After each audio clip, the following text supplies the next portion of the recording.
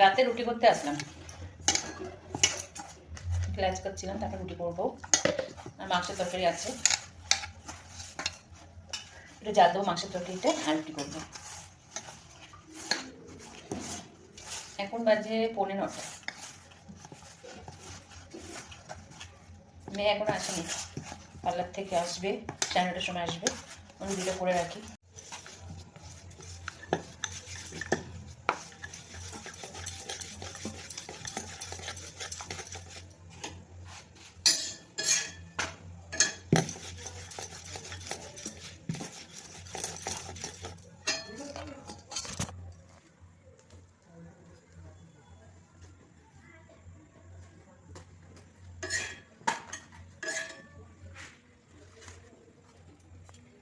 রুটি হয়ে গেছে, বরমশাইকে খেতে দিলাম। আর আমি এখানে শুক্তো দিয়ে কিছুটা ভাত খাচ্ছি, আর একটা রুটি নিয়েছি, এই যে মাংসের তরকারি।